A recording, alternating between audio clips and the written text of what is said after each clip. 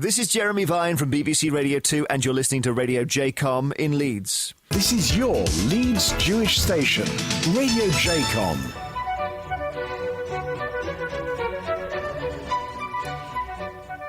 Hello and welcome to Poets Corner. My name is Candace Grant and this is Radio JCOM. So today I've got a book of poems by a poet called Brian Bilston. We're going to start off today with a poem called Carpe Diems.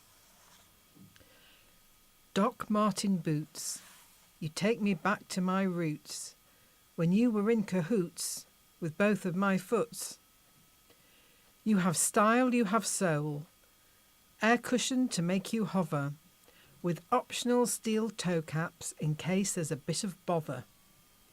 Punks, poets, construction workers all list for you their cause, to tread upon carpets and concrete, offices and factory floors.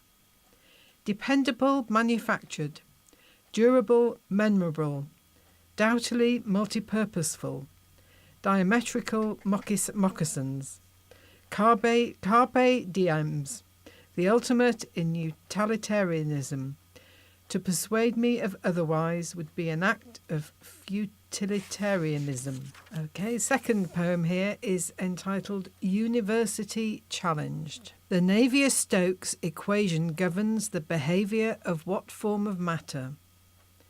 Monday night on the sofa, slippers on, supper over, hand resting upon my chin, brow furrowed and leaning in, my mouth shapes to form a word, but nothing comes that can be heard.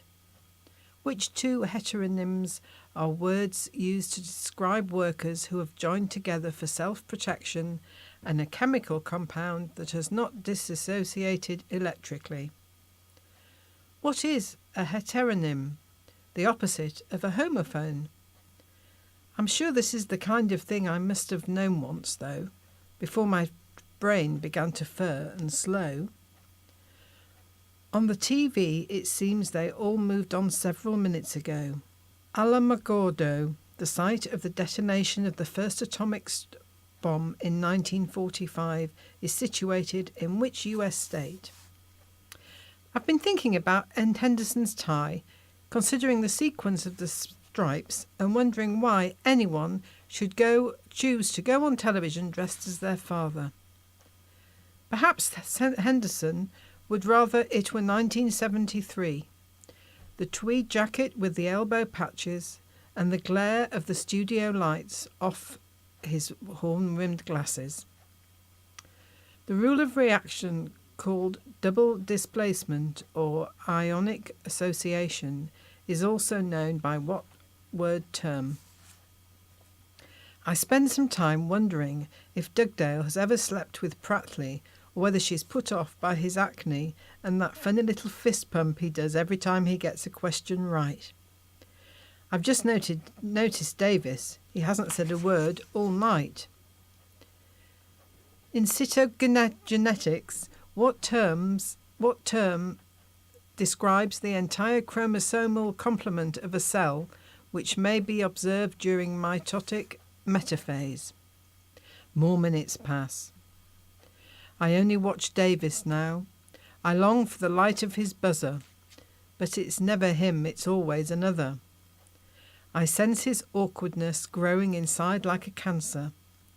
The silence between question and answer. I'm sure it's not that he isn't clever. It's just a pause that goes on forever. Never right, never wrong. Going, going, going, gone. I turn the TV off and put the kettle on.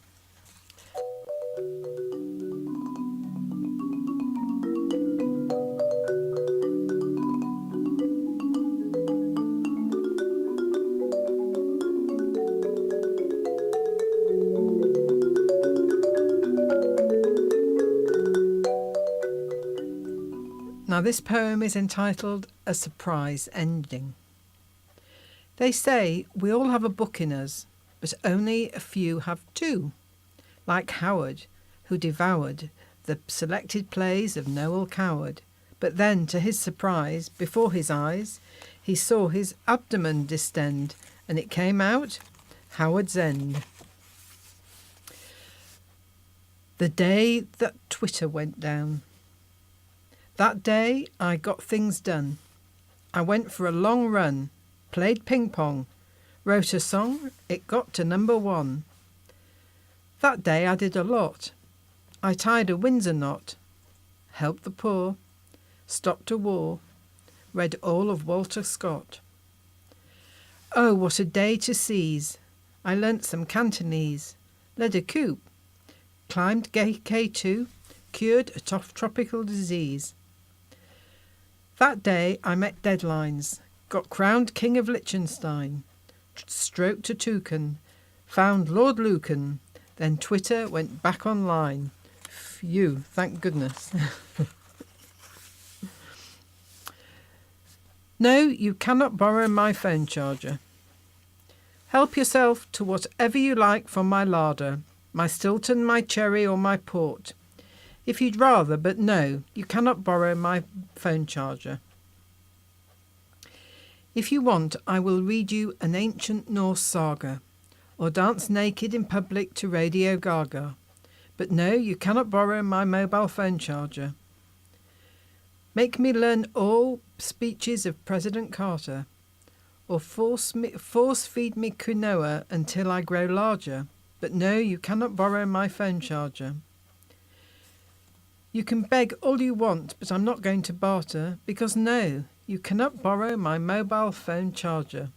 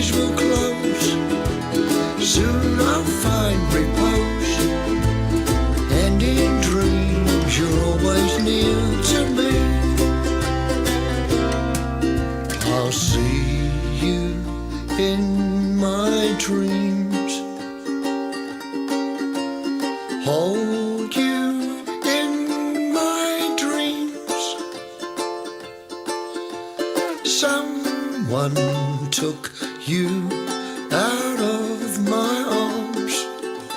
Still I feel the thrill of your charms. Lips that once were mine, tender eyes that shine. They will light my way tonight.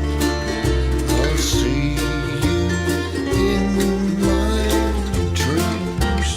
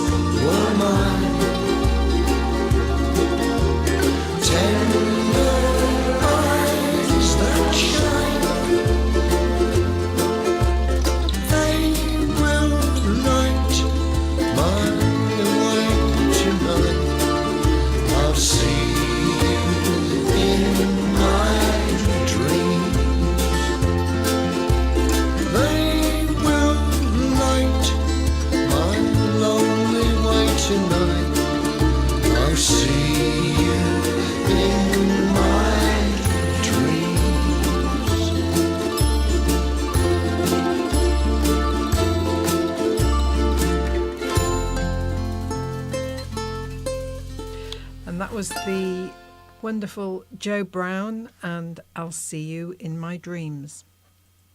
You're listening to Candace Grant on Radio JCOM, Poets Corner, and you can listen to us on the internet at www.radiojcom.com.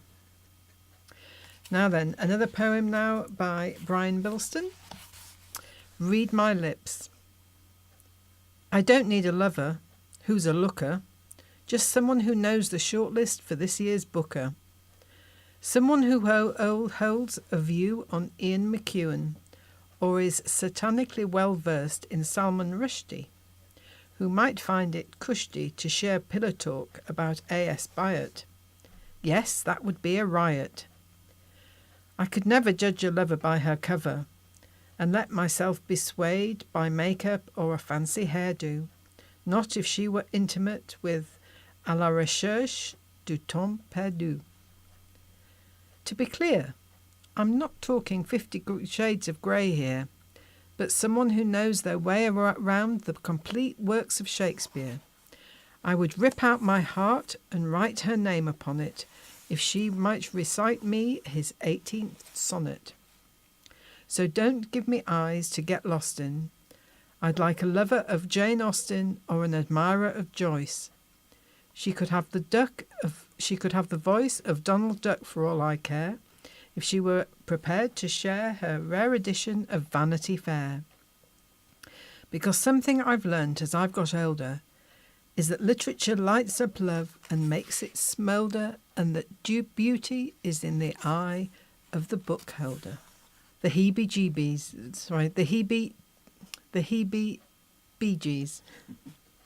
He danced like a man possessed one fevered Saturday night. He gave me the heebie-jeebies, so I left the floor in fright. Some blamed it on the boogeyman, but it was a John Travolta-geist. Okay, and the next one is, chore play. Let's make love as soon as we are able, when the plates are cleared from the table, the dishwasher's stacked neatly, and the surfaces completely wiped of crumb and yolk. We can leave the pans to soak. Let's make our love fast and urgent, because I have bought some more detergent because of the backlog of laundry, which is simply quite extraordinary. We really should do it oftener. I will get some fabric softener. Let our bodies writhe and manoeuvre when I finished with the hoover. I know it's rather late, but the house is in a state, and our schedule has got off kilter. I think we need to change the filter. Let our love be reckless, exciting, after I've done the recycling. The lilac sacks securely tied, and placed in the street outside, careful not to cause obstruction, and so begins the sweet seduction. Bags. You have bags of bags. In your bags you keep more bags, all bagged up in bags for life. If there was a competition for the number of bags, you would have it in the bag. I don't know why you need so many bags. It's not as if you have anything to put in them, except other bags.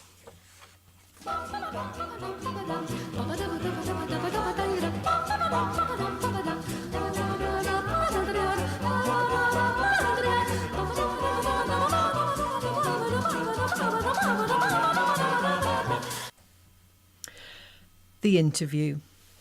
First, how was your journey? Have you travelled far? Did you come by train? Or by bus? Or car? Or strapped to the handlebars of your mother's mobility scooter? What do you enjoy the most about your current role? The smell of stationery that you stole when you thought no one was looking? The canteen's plump wholemeal rolls? The workload that can't control? Where do you see yourself in 5 years' time?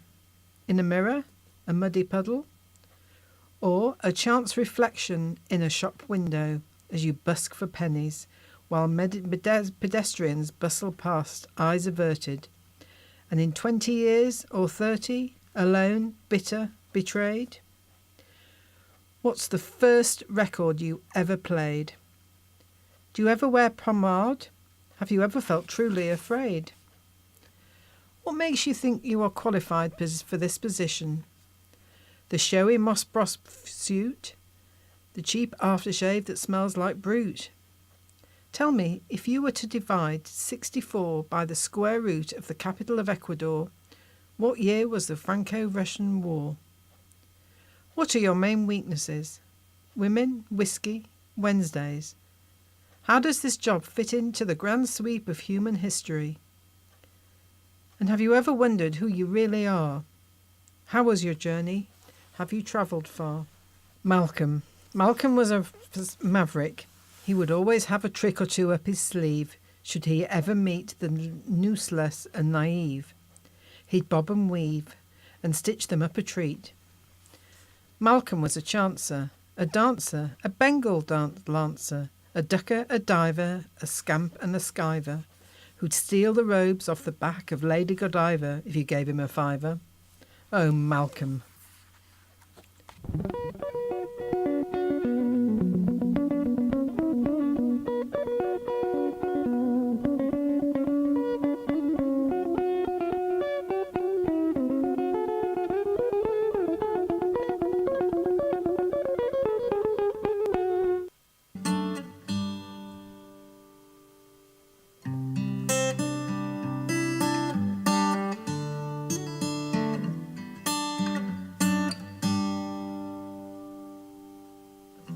Tell me something, girl.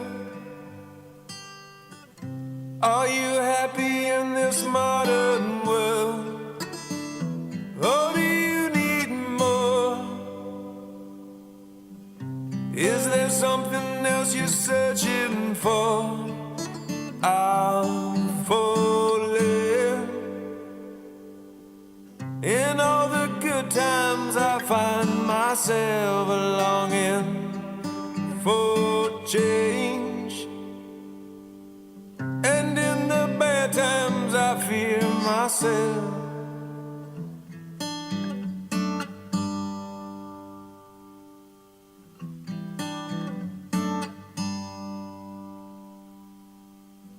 Tell me something, boy. Aren't you tired trying to fill that void? Or do you need more? Ain't it hard keeping it so hardcore? I'm falling. In all the good times I find myself longing for change, and in the bad times I fear myself. I'm of the deep end, watch as I dive in. I'll never meet the ground. Crash through the surface where they can't hurt us. We're far from the shallow now. In the shallow, in the shallow.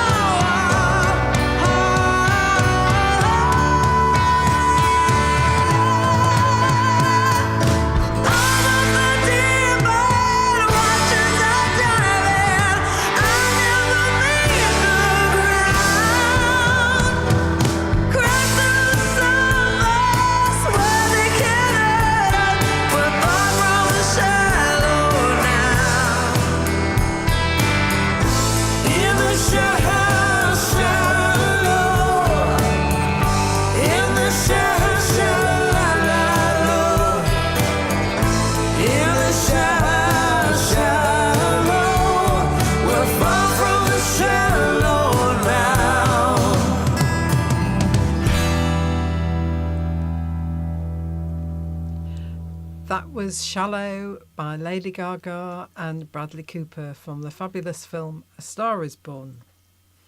So, continuing with more poems by Brian Bilston, this is the Chelsea Flower Show Massacre.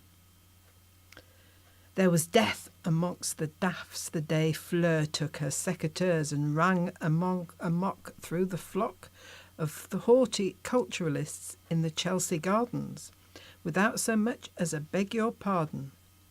Roses were red, violets were too, ears were sheared, nosegays chopped, toes trimmed, and green fingers lopped, as Fleur took the lawn into her own hands and mowed them all down.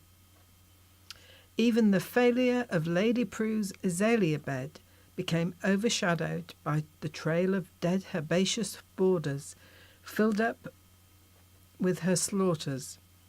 There was carnage in the carnations, annihilation amidst the enemies, hysteria in the wisteria, nastiness in the nasturtiums.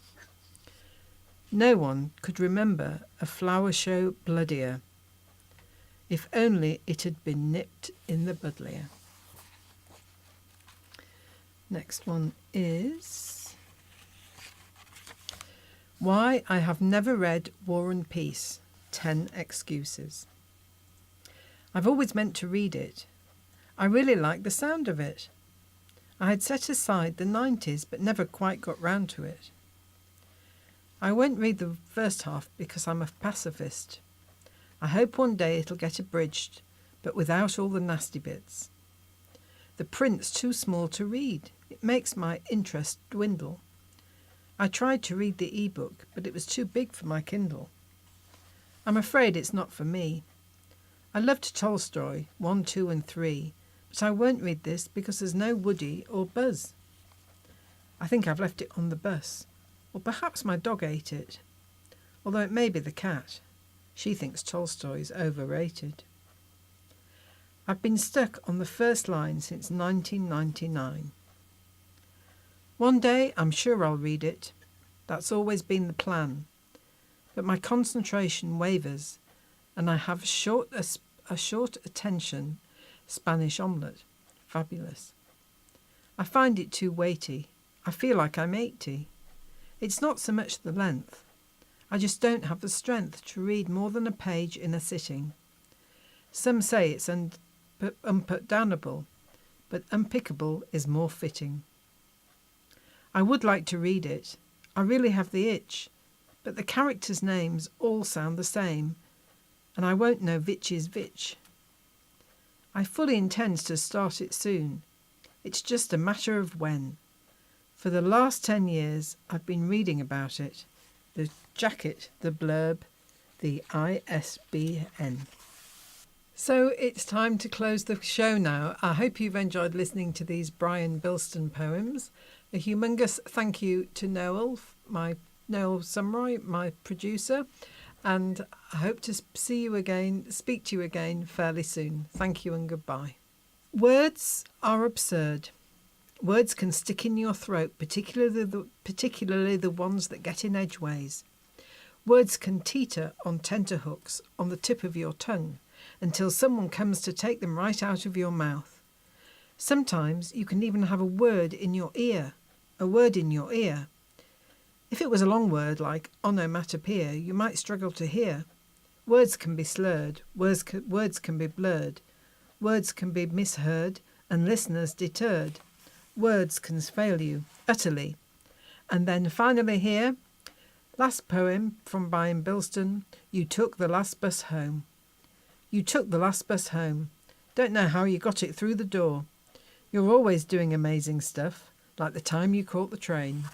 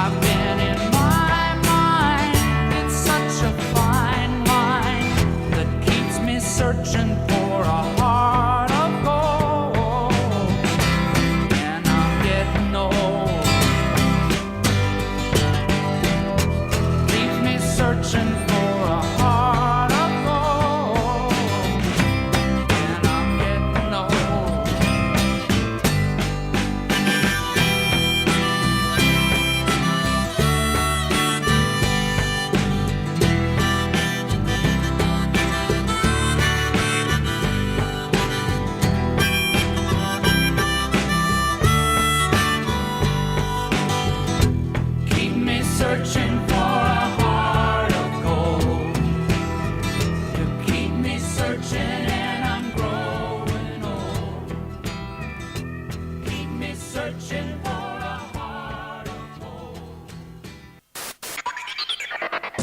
Radio J-Com.